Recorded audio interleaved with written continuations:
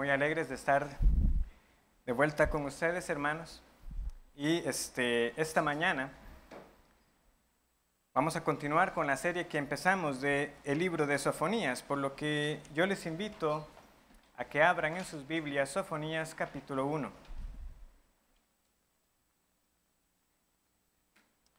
Sofonías capítulo 1.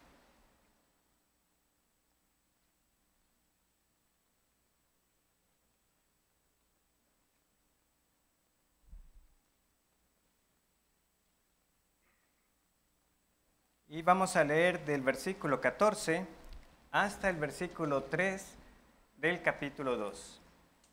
Sofonías 1:14 hasta el versículo 3 del capítulo 2.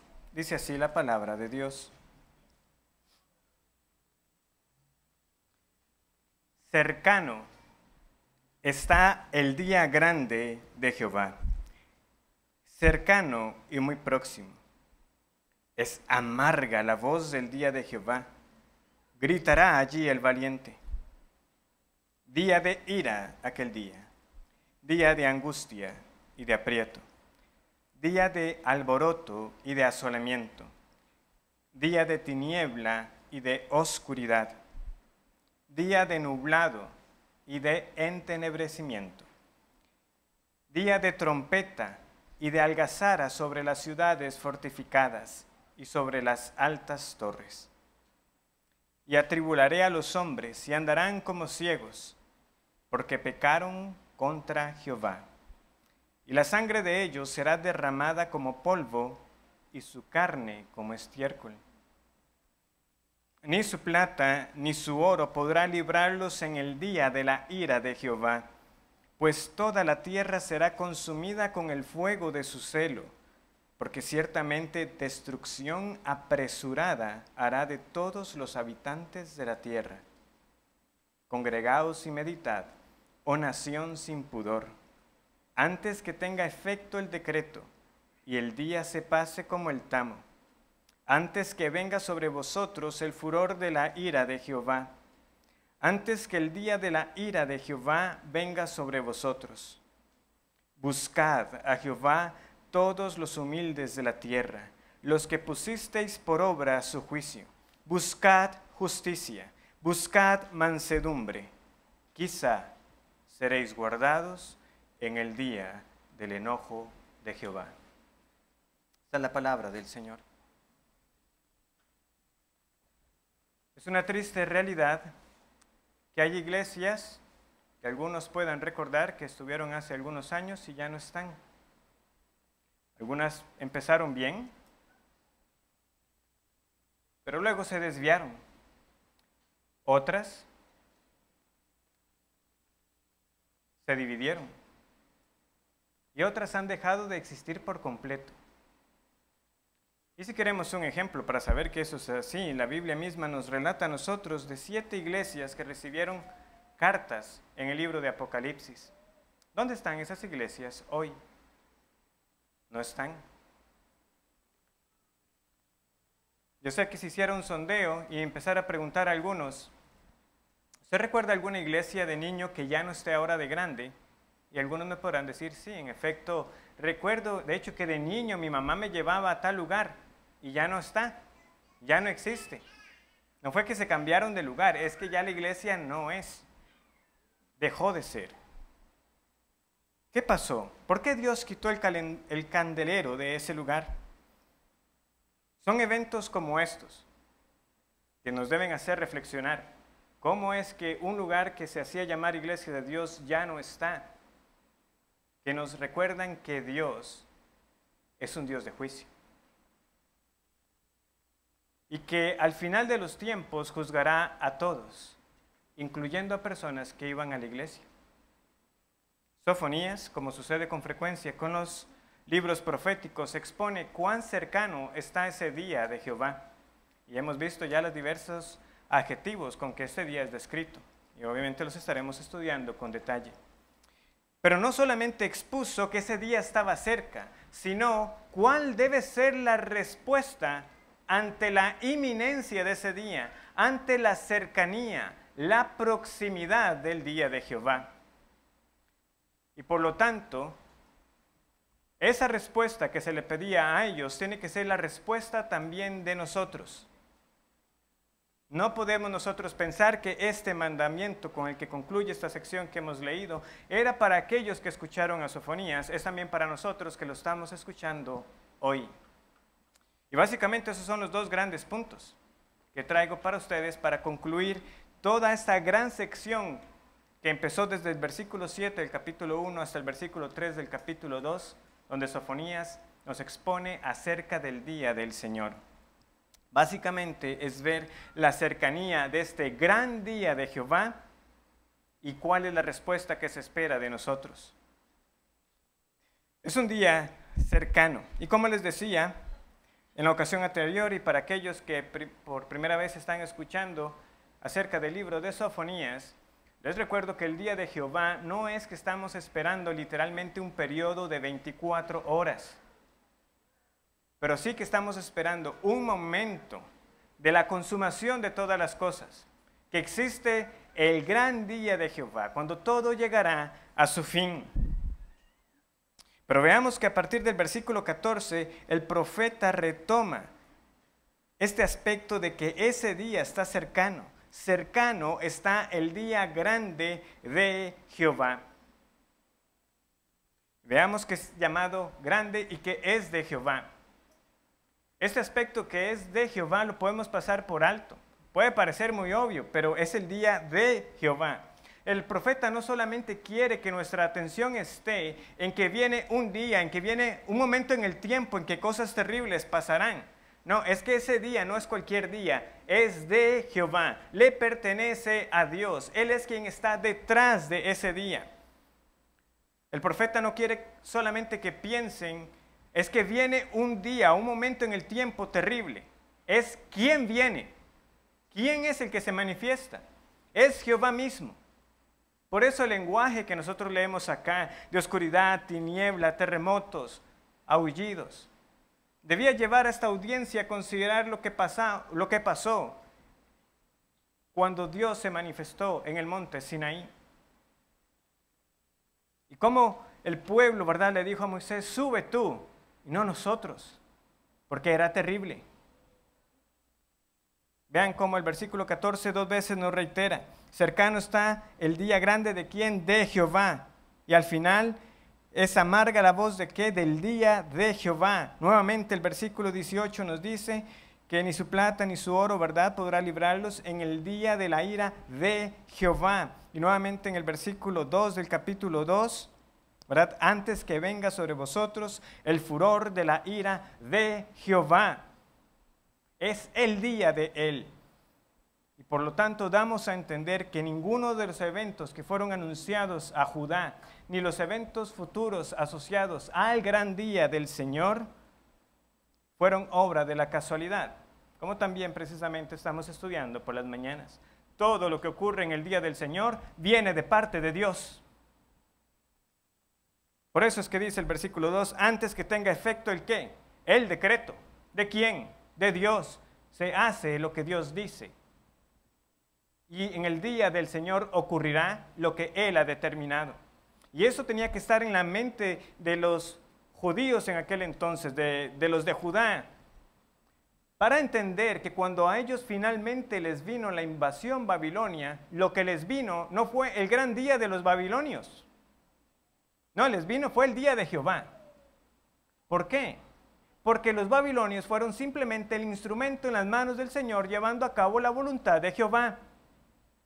No fue el gran momento espectacular de la fuerza del imperio babilónico.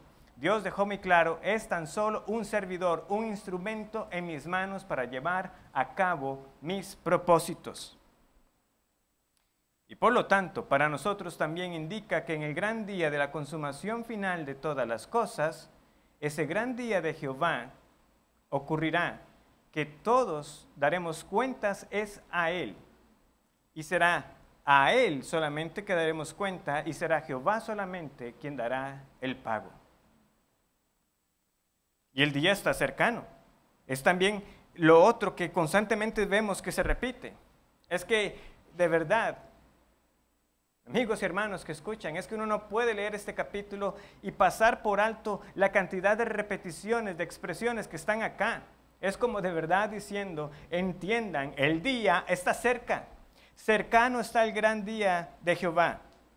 Cercano y ¿qué? Muy próximo, dice. Luego además, en el versículo 18 nos dice que ciertamente la destrucción apresurada hará de todos los habitantes de la tierra.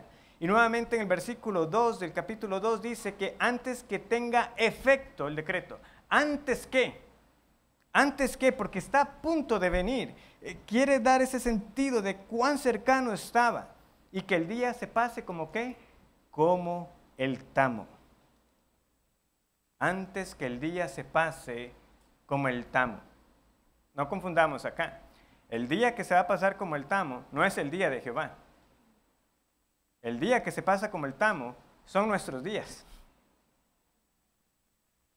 ¿El tamo qué es? Es esa basurilla, es el polvo que queda después de que se segaba, principalmente el trigo, ¿verdad? Y este era aventado. Y entonces viene el viento y se lleva esa basurilla. En otras ocasiones les he dado el ejemplo más cercano quizás para algunos, cuando usted ha porreado frijoles y luego también lo levanta un poco para que toda esa basura se vaya. Así de rápido se pasa. Así de rápido se pasa nuestra existencia, así de rápido pasa el tiempo, y cuando menos lo piense, ¿qué es lo que viene? El día de Jehová. Así de cerca. Si usted le sorprende hacer memoria, me acuerdo cuando estaba de niño, me acuerdo cuando estaba en la escuela, me acuerdo cuando mis hijos estaban pequeños y ahora ya está usted abrazando nietos, así se pasa el tiempo, así de cerca, y usted estará delante del Señor.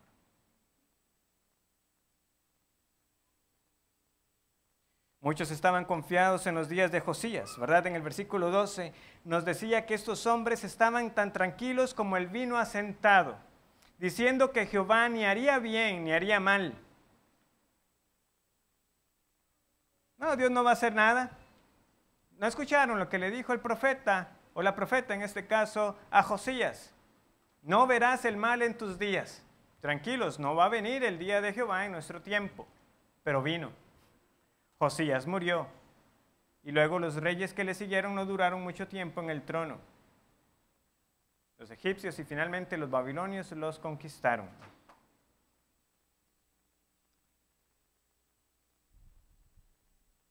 Cada año que transcurría, es lo que ellos tenían que ver, era un año más cerca de que viniera lo que tanto el Señor les dijo. Y lo otro que también nos muestra esta expresión con la que inicia el versículo 14 es que el día de Jehová es grande. Ahora, ¿cómo debemos tomar este grande? No es algo de que es extenso en duración o de tamaño, lo que está señalando es lo terrible que es. O sea, el gran día es, cada vez que lea grande, póngale ahí mejor la palabra terrible, espantoso, asolador.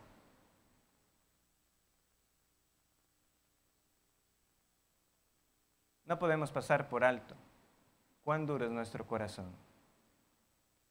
Porque el Señor diciendo que su día es terrible, no era una novedad. Muchas veces el Señor se los había dicho. Como les dije en otro momento, podemos trazar la expresión el día de Jehová en su uso en las Escrituras, primero al profeta Amós, en los libros que tenemos de los profetas. ¿Y cómo lo describió Amós? Yo les invito a ver unas páginas atrás en sus Biblias. Vean lo que dice Amós, capítulo 5, versículo 18.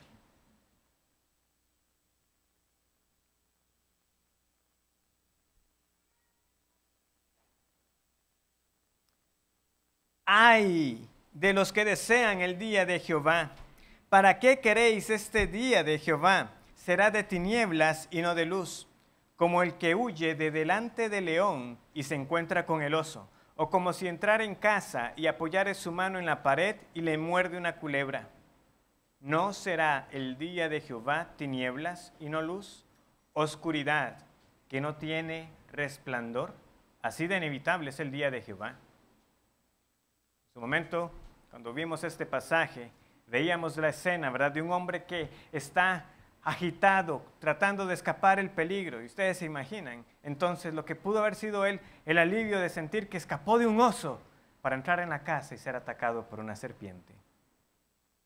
Es que no se puede evitar. Y muchos de ellos tenían una expectativa equivocada. Sí, el día de Jehová es un día glorioso también. Eso es lo que veremos también en el libro de Sofonías. Es de canto, de alegría, de gozo. Pero muchos estaban con la expectativa falsa pensando que el juicio y la victoria de Dios sobre sus enemigos era solamente para los otros pueblos, pero no para nosotros que somos el pueblo del Señor. Sin realmente asegurarse si eran por la fe del pueblo del Señor.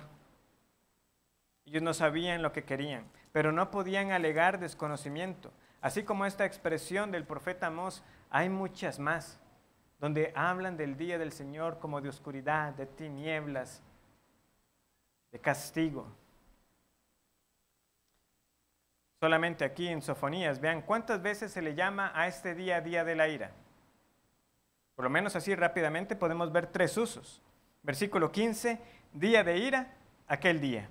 Versículo 18 nos dice que ni la plata ni su oro podrá librarlos, ¿en dónde? En el día de la ira de Jehová. En el versículo 2 del capítulo 2, no solamente es el día de la ira de Jehová, es el furor de la ira de Jehová. Es también llamado el día del enojo de Jehová. Versículo 3. Quizás seréis guardados en el día del enojo de Jehová. Es también un día de angustia en el versículo 15. Día de angustia y de aprieto. O como dice el versículo 14, es amarga la voz del día de Jehová. Allí gritará el valiente. ¿Cuál es la voz que se escucha? ¿Y quién es el valiente que grita? Podemos entender la expresión de la siguiente manera. En muchas partes de la Biblia se nos habla, obviamente simbólicamente, ¿verdad? Porque Dios no tiene cuerpo, pero sí de su voz como un rugido de león. Un rugido de león.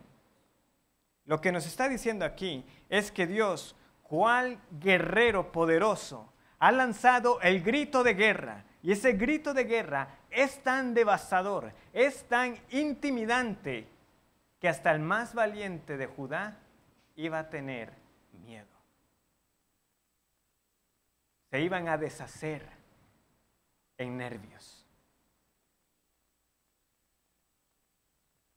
¿Qué le provoca miedo a usted? Piense un poco en eso y analice entonces la imagen que aquí se nos pone. Quizás podemos ver a nuestros niños pequeños, cuando se asustan, diría uno, por cualquier cosa. Y quizás uno ya va creciendo y le va perdiendo el temor a algunas. Pero en ese día de espanto, el más valiente no tendrá valor. Si nos queda duda de lo terrible, veamos con más detalle las descripciones que se nos dan en los versículos 15 y 16. Día de ira aquel día, día de angustia y de aprieto, día de alboroto y de asolamiento, día de tiniebla y de oscuridad, día de nublado y de entenebrecimiento, día de trompeta y de algazara sobre las ciudades fortificadas y sobre las altas torres.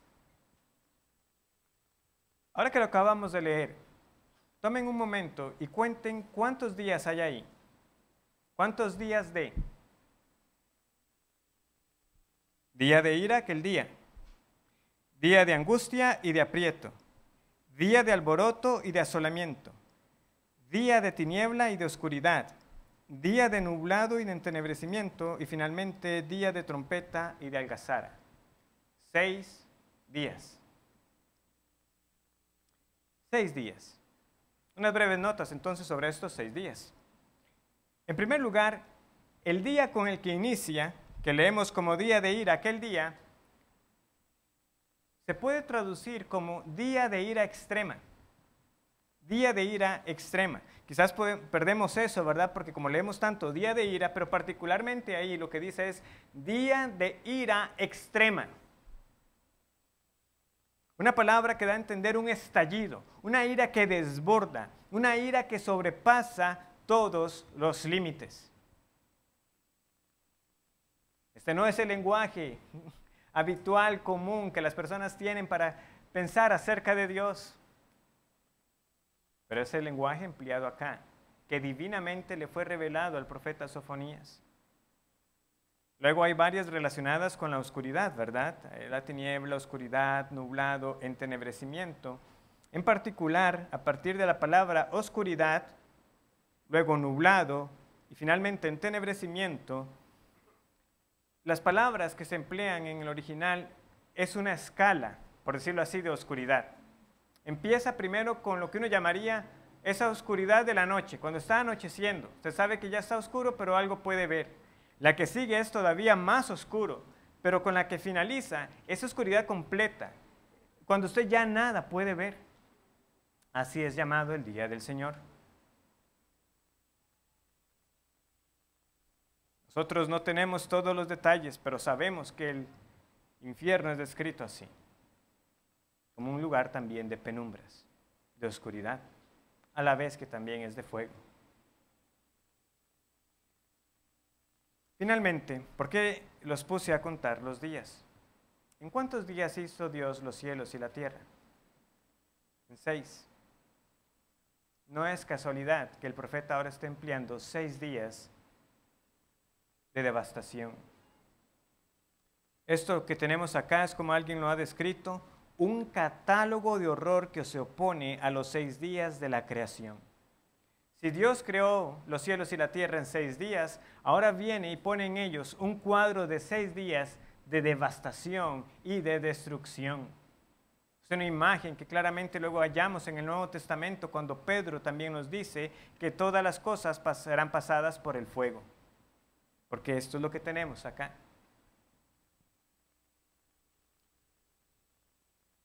Pero si todavía queda alguna duda de que esto nosotros tenemos que leerlo y no quedar como si nada, o sea que lo que acabamos de leer, mira, Dios va a traer juicio. Vean que el lenguaje más crudo se empieza a utilizar a partir del verso 17. Y atribularé a los hombres y andarán como ciegos, porque pecaron contra Jehová.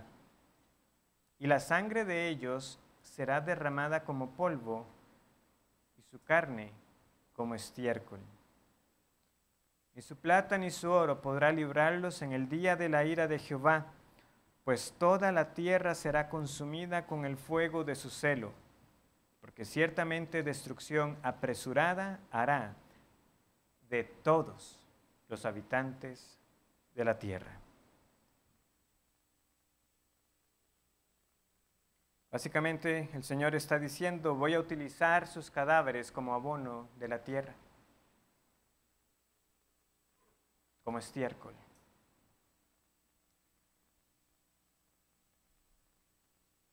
Y luego toda la creación también será pasada por el fuego, y aquí no hay excepción porque dice que esto es para todos los habitantes de la tierra.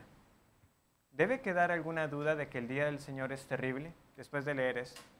No puede quedar. No puede quedarnos duda de que es un día terrible. Pero lo que es más es que cometeríamos un error si pensamos que este día y esto que está hablando Sofonías era solamente para Judá. ¿Cómo lo sabemos? Porque ¿a quién anuncia Dios la destrucción al final? A todos los habitantes de la tierra, no solamente a Judá. Por lo tanto, tenemos que ir más allá de las palabras que están aquí en el sentido de que no solamente se estaba anticipando la caída de Judá a mano de los babilonios, sino que el Señor tiene en cuenta de que Él juzgará a todo ser humano. A cada uno de los que Él creó, Él los juzgará. No, este día no es solamente para la nación de Judá que no se arrepintió. Esta destrucción que se apresura, que está cerca, muy próxima, tiene que ver con todos nosotros. Y por lo tanto, Por eso les decía, se espera de nosotros que atendamos a la amonestación, a la exhortación que hay aquí, porque también tiene que ver con nosotros. Como veremos, si nosotros nos examinamos como Dios examinó, como Él dice, ¿verdad?, con esa lámpara que iba a escudriñar hasta lo más íntimo de cada hombre, veremos que también nosotros somos culpables de los mismos pecados de los que son acusados los de Judá. Y por lo tanto, estamos sujetos al mismo castigo. Y por lo tanto, tenemos solo una esperanza, que es la misma que a ellos se les da, que es la de buscar al Señor. ¿Somos nosotros culpables de los mismos castigos? Perdón, de los mismos pecados. Claro, porque dice el versículo 17 que Dios atribulará a los hombres y andarán como ciegos porque pecaron contra Jehová. Todo aquel que ha pecado contra Jehová, por lo tanto, debe tener claro que le aguarda el juicio ante el Señor, a menos que de alguna manera esos pecados no les sean tomados en cuenta en el día del juicio. Y ahora, para que no cometamos el error de pensar de que esto es una simple declaración general. Ah, sí, es que todos somos pecadores, nadie es perfecto, bueno solo Dios. Es que Sofonías ya nos ha dado ejemplos concretos de pecados. Aquí simplemente nos está resumiendo que habrá juicio para todos aquellos que pecaron contra Jehová. Pero ¿cuáles pecados ya ha denunciado el profeta a lo largo de este capítulo 1? Ha denunciado a los idólatras. ¿Recuerdan a los que servían como ministros y sacerdotes a los dioses falsos? ¿A los que se postraban al ejército del cielo y juraban por dioses falsos? ¿A quiénes más? A los que se apartan de Jehová y no le buscan ni confían en Él, ni consultan en Él. A aquellos que confían en su condición. Ah, porque somos príncipes, porque somos reyes, el día del Señor no nos alcanzará. A aquellos que confían en sus posesiones, porque ni la plata ni el oro les será suficiente en aquel día. Aquel que piensa que de alguna forma puede comprar su salvación con medios materiales, también le viene el día del juicio del Señor. También a quienes, a los que viven como el mundo. ¿Se visten como el mundo? ¿Verdad? Porque visten vestido extranjero, ya vimos lo que eso significaba. Adoran lo que el mundo adora, porque saltaban el umbral de las puertas, adoptando la idolatría y el paganismo de las naciones vecinas. Son los que viven para atesorar las riquezas temporales de este mundo sin importar cómo, porque eran los que llenaban las casas de sus señores con lo que robaban. Y es para aquellos que son indiferentes para con Dios, pensando que en el día final Él no hará ni bien ni mal, que es el triste y engañoso consuelo de muchos, afuera, pero también en la iglesia. En el día final Dios verá lo que yo hice y será más bueno, será más lo bueno que lo malo y me irá bien. No será así. Y a esta lista, que ya ha citado en el capítulo 1, podemos añadir el pecado del que se nos habla en el versículo 1. Congregaos y meditad, oh nación sin pudor. Son una nación sin pudor. Cuando escuchamos la palabra pudor solemos asociarlo con la modestia y el recato. Está bien, es un sentido de la palabra, pero también esta expresión podemos entenderla como sin vergüenza. Así literalmente. Congregaos y meditad, oh nación sin vergüenza, desvergonzada. ¿Por qué? Porque no les importaba, estaban viviendo contrario a la ley de Dios y estaban como si nada, ni se ruborizaban por su pecado. En ese sentido no tenían esa falta de pudor.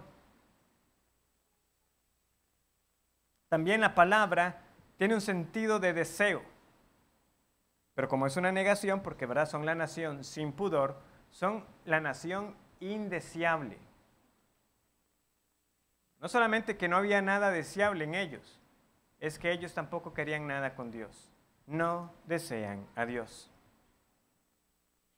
Entonces, con lo que he dicho, ¿hay alguno que pueda decir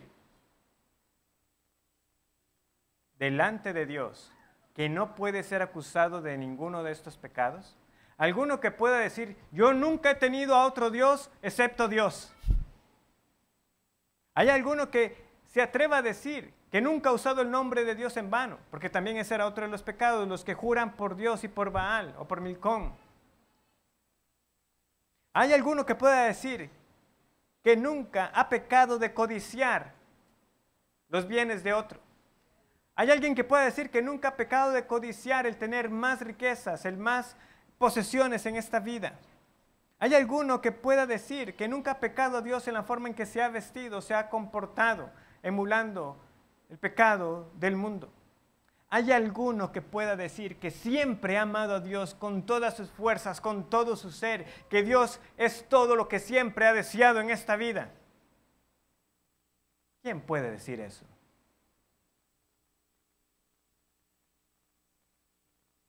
Si por lo tanto somos culpables de estos mismos pecados que se le denunciaron a Judá, ¿cuál es entonces nuestra condición? Es que nos espera el mismo castigo. Estamos sujetos al mismo juicio. Por eso es que la exhortación se extiende a todos, porque viene juicio para todos los habitantes de la tierra. Y así como le pasó a Judá, que no pudo evitar la invasión de los babilonios, ninguno podrá escapar en el día del gran juicio de Dios. No habrá oro ni plata, no habrá posesiones, no habrá méritos, no habrá buenas obras que le sean suficientes para que usted pueda, por decirlo de algún modo, eximirse de dar cuentas a Dios.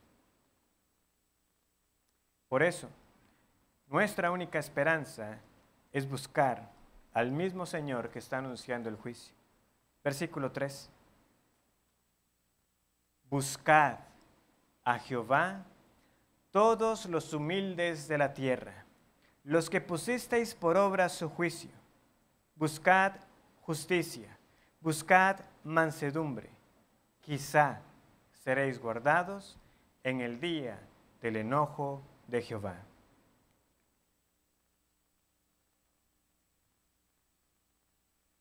Esto es lo que el Señor nos dice. Reúnanse, ¿verdad? Congregaos y meditad y búsquenme a mí. Si hay algo en lo que tienen que meditar, es en esto. Dios nos ha anunciado el juicio y Él nos dice, este Dios que anuncia el juicio, que le busquemos, que vayamos a Él. ¿Por qué? Porque solo Dios puede salvar de Dios mismo. El Dios del juicio es el Dios también de misericordia que dice, yo mismo le puedo salvar del juicio que yo voy a traer. No solamente es que Él puede salvarlo, es que es el único que puede salvarnos de ese día del juicio.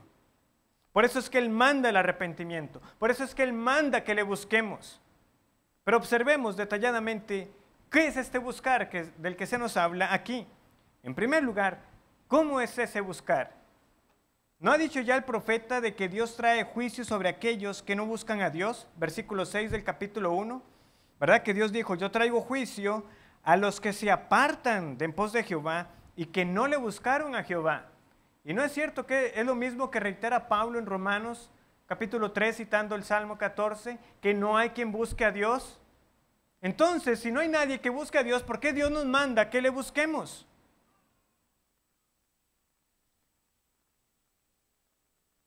Porque eso no exime nuestra responsabilidad de hacer lo que debemos hacer. Dios, que conoce la condición del hombre, le dice al hombre, usted me debe buscar. Sin embargo, la palabra buscar, como nos pasa en el español, pasa también en el uso en las escrituras, tiene, dependiendo del contexto, varios sentidos. Por eso el contexto nos ayuda a ver que este buscar del que se habla aquí no es cualquier búsqueda, no es esa búsqueda rápida cuando usted dice, ay, mira, se me está quedando algo y simplemente levanta algunas cosas y si no lo encuentra, pues bien, bueno, cuando venga lo sigo buscando. Ese no es el buscar del que está hablando el profeta. Aquí hay un sentido de urgencia. Hay implícito un esfuerzo o intensidad en lo que se está procurando encontrar y no se descansa hasta que se encuentra. Por eso un predicador, exponiendo acerca de este pasaje, ponía que un ejemplo cercano para nosotros es como un padre cuando pierde a un hijo. ¿Cómo es la reacción? A los que son papás, saben, ¿verdad? Lo feo es saber, estoy encontrando a mi hijo, ¿dónde está? Están a veces los esposos, ¿verdad? Y uno se queda con el recuerdo, ok, ¿con quién estaba uno de los hijos? Ok, se quedó con mi esposa. Y que luego venga la esposa y le pregunte, ¿dónde está? ¿Cómo que dónde está? ¿No estaba contigo? Uno se sobresalta. Tremendo susto el que uno se lleva. No era que lo habíamos dejado con el tío, con un primo, con otro familiar. Y usted luego le pregunta, ¿dónde está? No, ya conmigo no estaba. ¿Cómo que no está? Esa sensación tan horrible de que usted va, y yo que son solo 3, y uno va contando, ¿verdad? Me falta uno. ¿Dónde está? ¿Qué es lo que naturalmente surge en el padre? Tengo que encontrarlo. Y si luego no encuentro esa respuesta de que alguien pueda dar una razón, sí, está en tal lugar, usted empieza a llamar y a buscar desesperadamente. Y a quienes han pasado por una experiencia aún más terrible de lo que es de que un hijo se pierda de ese modo, saben entonces cuán grande puede llegar a ser la angustia.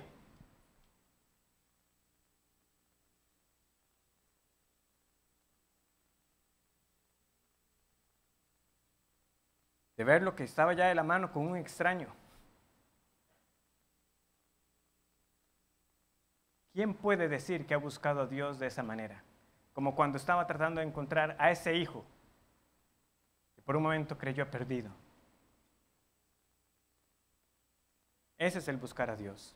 No es quedarse de brazos cruzados, es que usted entiende que la única esperanza es encontrarse con ese Dios que también le ha anunciado el juicio. No es ese buscar descuidado, como les decía. No es eso de las personas que luego se ponen a decir que usted les está hablando de la palabra y dice, ay, mire muchacho, yo es que ahora no tengo tiempo, es que tengo mucho estudio, es que tengo que terminar la tesis, es que cuando estén los hijos un poco más grandes, es que ahorita están muy pequeños. Eso no es buscar a Dios.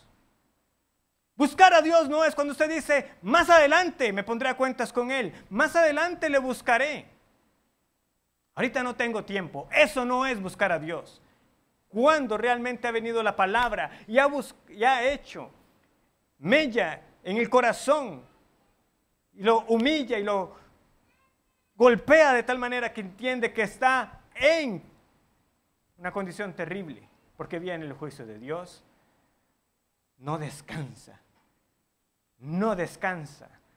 hasta poder decir que encontró al Dios del juicio. ¿Ha sido así su búsqueda de Dios? ¿O sigue valorando las circunstancias, buscando el momento apropiado? ¿Es Dios simplemente aquello que usted busca cuando las cosas se ponen un poco difíciles? ¿Es cuando me invitan?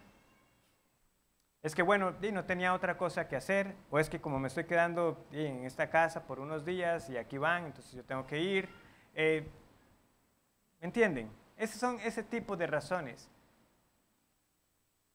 A veces que era un culto especial. No. Si usted sigue esperando el mejor momento, la pregunta es, ¿cuándo será ese mejor momento? ¿Cuál será la excusa que usted pondrá en ese tiempo futuro? Nosotros no sabemos cuándo regresará el Señor, solo sabemos que cada día estamos más cerca. Ahora estamos 2000 años más cerca del regreso del Señor. Y no necesitamos estar pendientes de las noticias para tratar de determinar una fecha para saber que Él vendrá. Este es el mismo principio que el Señor Jesús nos instruyó en su enseñanza y a través de los apóstoles cuando ellos se refirieron a la cercanía del día de Jehová. ¿Por cuántos años nos dice la Escritura que Noé estuvo predicando, que fue ese predicador de justicia? 120 años. Pero llegó, el diluvio llegó. Así también será en los días del Hijo del Hombre. Comían, bebían, se casaban y se daban en casamiento. ¿Hasta qué? Hasta que el día pasó como el tamo.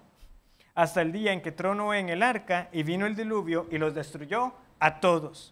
Asimismo, como sucedió en los días de Lot, continúa el Señor diciendo, compraban, vendían, plantaban, edificaban, mas el día en que Lot salió de Sodoma, llovió del cielo fuego y azufre y los destruyó a todos. Así será el día en que el Hijo del Hombre se manifieste. Como también nos describe el Señor su día, como ladrón en la noche. O como también dijo en Marcos 13, versículos 34 al 36, él compartió una parábola acerca del hombre que se fue lejos de su casa y dejó sus siervos a cargo. Esto no es difícil de entender para nosotros. Es como cuando usted en algún momento le dejaron a cargo una casa. Ya me voy a ir por unos días, me puede cuidar la casa, aquí están las llaves y usted se queda en la casa. Y tal día viene. Y si usted fue descuidado, usted no limpió y todo, ¿usted qué es lo que va a hacer? Ustedes saben, a cualquier momento viene, hoy es el día que viene, por lo menos que encuentre la casa limpia. Velad, pues, porque no sabéis cuándo vendrá el Señor de la casa, si al anochecer, o a la medianoche, o al canto del gallo, o a la mañana, para que cuando venga de repente no os halle durmiendo. ¿Qué haría usted si realmente le dan esa noticia? Vea, mañana en la noche lo escuché. Hay un ladrón que le tiene puesta la mira en su casa y va a venir. ¿Qué va a hacer usted? No, como es en la noche, voy a dormirme un ratito y ya luego me pongo a vigilar. Así es como usted estaría. ¿Cómo estaría usted realmente? Pasaría toda la noche atento a ver en qué momento llega el ladrón. Así es como debería estar usted entonces a la expectativa, a la espera del gran día del Señor. Y si es cristiano, anticipando el día de encontrarse finalmente con su Señor.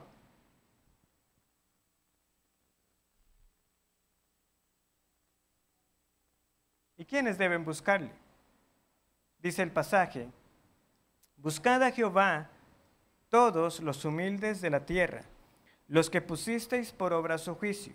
Buscad justicia, buscad mansedumbre. No estamos aquí ante diferentes tipos de personas. Es decir, el mandato a buscar a Dios no es por un lado para los humildes, por otro lado para los mansos, por otro lado para los que buscan justicia, por otro lado los que ponen por obra el juicio de Dios. No, es una sola categoría. Es un solo tipo de personas los que deben de buscar a Dios.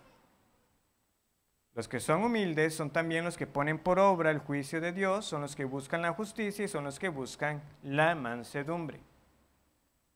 Son los humildes entonces los que pueden tener esperanza, los que hallarán refugio en el día del furor de Jehová. Los orgullosos no prevalecerán. Constantemente la Escritura nos dice que Dios mira al humilde, pero a los altivos los desechará. La humildad bíblica no es una cualidad inherente en el ser humano. Ninguno de nosotros nace humilde, por más humilde que diga que es. La humildad de la que habla la Biblia no está en nosotros. Viene solamente por ese nuevo nacimiento en el Espíritu Santo. Si fuéramos humildes, la Biblia no nos mandaría a ser humildes, como tantas veces nos dice que seamos humildes delante de la presencia del Señor, o como en el versículo 7 nos mandaba a callar en la presencia del Señor. ¿Verdad? Ese callar es un reconocimiento de sumisión. Dios tiene el derecho de mandarme y yo me someto a Él. ¿Quiénes son los humildes? Los humildes no son los de baja condición económica. El humilde es descrito en la Biblia en términos como quebrantado de espíritu. Son los que tiemblan a la palabra de Dios. Son los que aprenden de Cristo, ¿verdad? A ser mansos y humildes. Por tanto, aprended de mí, dice el Señor. Es el que estima a los demás como superiores a él mismo, como también leemos en Filipenses 2:3. Es el que, como Juan el Bautista dice, es necesario que él crezca, pero que yo mengüe. El humilde, lo describía Spurgeon, es el mejor hombre de la iglesia, aquel que está dispuesto a hacer la alfombrilla a la entrada para que todos limpien sus botas en ella. El hermano al que no le preocupa qué le ocurra mientras Dios sea glorificado. La humildad bíblica va en ese sentido. No importa lo que piensen de mí, con tal de que el nombre de Dios sea exaltado, con tal de que el nombre de mi Señor Jesucristo no sea pisoteado. Si piensan mal de mí, no tengo problemas si estoy siendo fiel a Dios. Estos son humildes. Y los que son humildes son los que aman hacer las obras de Dios. Son los que ponen por obra su juicio. No tienen otra misión en la vida que hacer aquello que el Señor les ha mandado. El cristiano no está sin brújula moral en la vida. Nosotros podemos distinguir entre lo bueno y lo malo, porque Dios nos ha dicho qué es lo bueno y qué es lo malo. Y aquel que es humilde obedece a su Señor y hace lo que su Señor le ha mandado. El humilde es también el que busca la justicia, es aquel que procura el bien de su prójimo, de que siempre lo recto sea hecho, de que no solamente busca estar bien para con Dios, sino que entiende que el mandamiento de Dios es amar a Dios, pero también a su prójimo, a su semejante como a él mismo, y por lo tanto no se jacta o no se alegra en las desgracias ajenas, sino que más bien procura el bien de los demás. El humilde es también manso, no busca su propia justicia, sino que descansa en que Dios precisamente dará el pago, que Él ha dicho que suya es la venganza. No busca vengarse por su propia cuenta.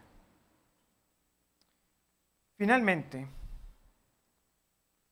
si el mandato es buscar al Señor, y ya hemos visto quiénes deben buscarlo, la gran pregunta que permanece es, ¿qué esperanza, qué seguridad pueden tener aquellos que buscan a Dios?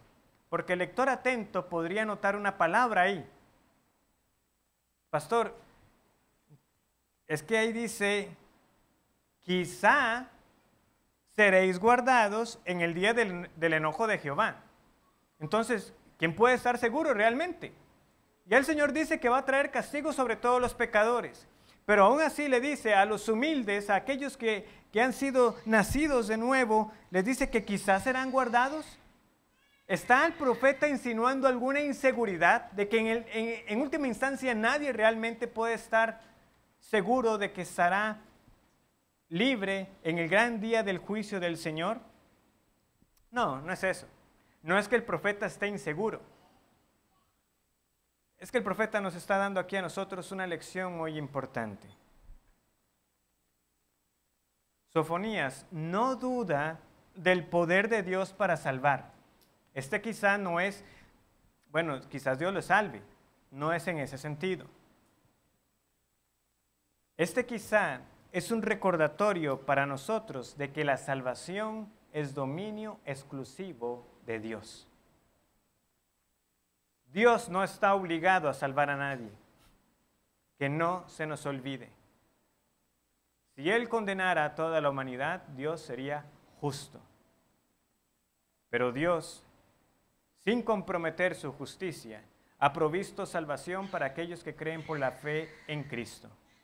Pero aquel que ha sido salvado no camina en esta vida con la pretensión de decir, yo soy un salvado, sino con toda humildad reconoce, he sido salvado por la gracia de Dios, solo porque Él así lo quiso.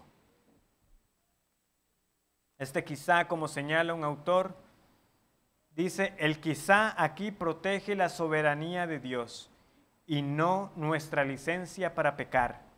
No podemos asumir el perdón de Dios como una especie de gracia barata que permite el pecado con impunidad. Este quizá es para que el Hijo de Dios se siga conduciendo con temor delante de su Dios. Porque el Dios de misericordia sigue siendo el Dios de juicio. Nos recuerda que no debemos dar por sentada esa misericordia, porque ninguno de nosotros nunca nunca será lo suficiente humilde. Ninguno de nosotros nunca será lo suficientemente perfecto en poner todas las obras de Dios por juicio. Ninguno de nosotros nunca será completamente perfecto en hacer la justicia de Dios. Ninguno de nosotros nunca será lo suficientemente manso de nuevo para decir, por esta razón Dios me salvó, sino que sigue siendo la justicia perfecta de Cristo contada a nuestro favor, para que entonces nosotros, por la fe en Jesús y siendo salvos, seamos capacitados ahora para vivir para la gloria de Dios. Quizá, no se le olvide, es de Dios la potestad para salvar. La pregunta es entonces, ¿qué más va a esperar? Debería ser claro entonces, como les he dicho, que se espera una respuesta de nosotros. La respuesta que se espera para todos aquí, como los estoy viendo, aquellos aún que están luchando con el sueño, es que deben salir a buscar a Dios. Si usted sale esta mañana simplemente diciendo, escuché otro sermón acerca del juicio de Dios y esto no le ha inquietado en lo más mínimo en cuanto a su condición espiritual para buscarle, yo le digo nuevamente, ¿qué más va a esperar? Yo no tengo que recurrir a historias o anécdotas que vengan a manipularlo emocionalmente. La Biblia es bastante clara de que el hombre no quiere nada con el Señor y que por lo tanto, por eso con constancia, Él nos da estas exhortaciones a buscarle mientras pueda ser hallado. En Hechos 24, 25, yo les invito a buscar ese pasaje, se nos habla de un hombre llamado Félix.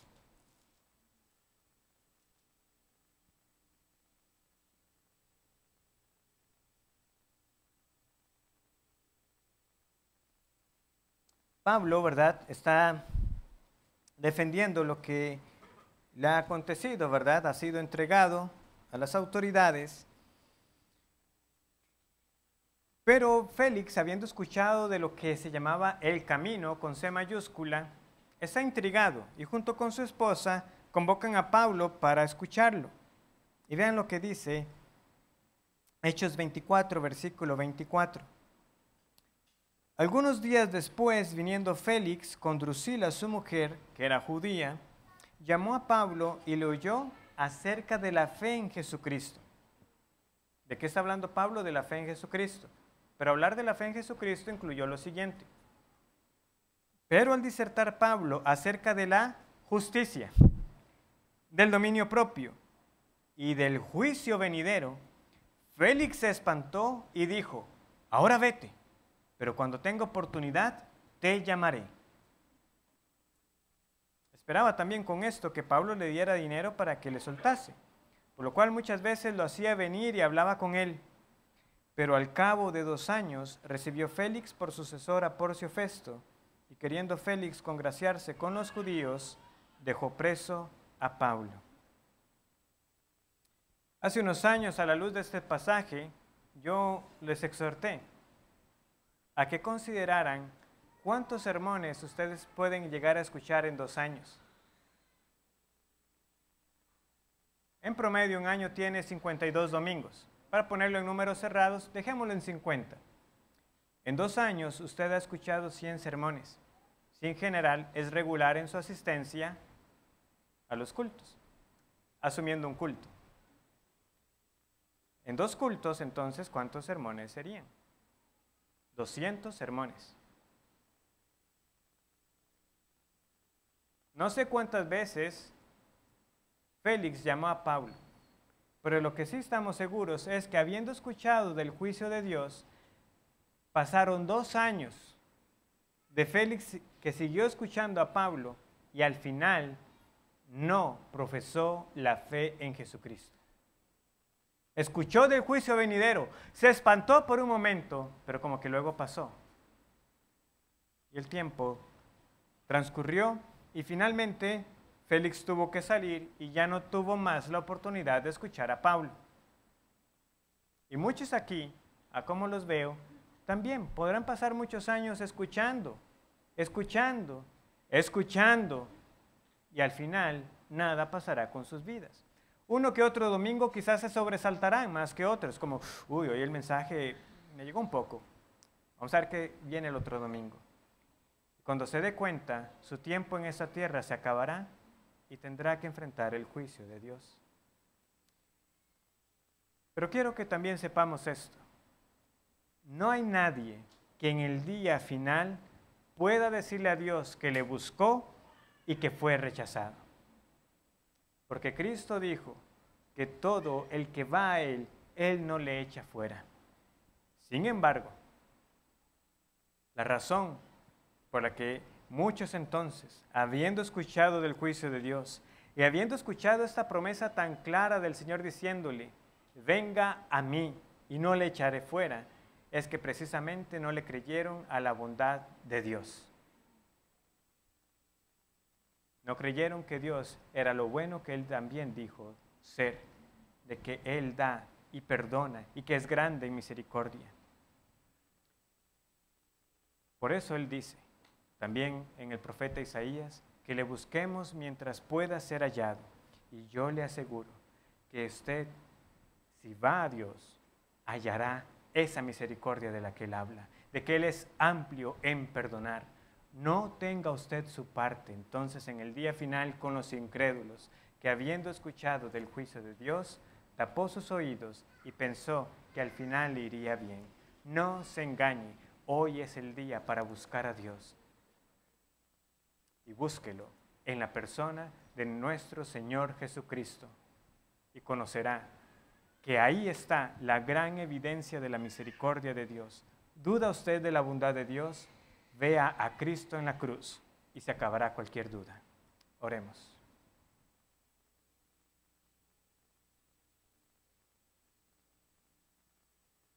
Señor, yo te doy gracias por tu palabra. Yo te pido que así como una vez más escuchamos de tu juicio, que seamos guardados de esta actitud de Félix, que no pasó del espanto, sino que consideremos realmente por qué creemos que en el día final seremos librados.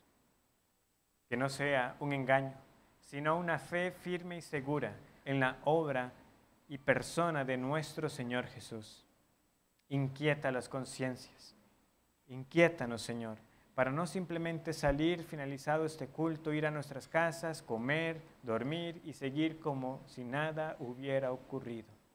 Perdónanos por tanto menosprecio a tus advertencias, porque a muchos les sobrevendrá como le ocurrió a los de Judá, y cuando menos lo esperaron, los babilonios llegaron por ellos y sufrieron. Pero ese castigo en nada se compara con la eternidad del castigo que tú has anunciado para aquellos que, habiendo escuchado de la salvación en Cristo, la menospreciaron. En el nombre de Jesús yo suplico por ello, sabiendo que por Él somos escuchados. Amén.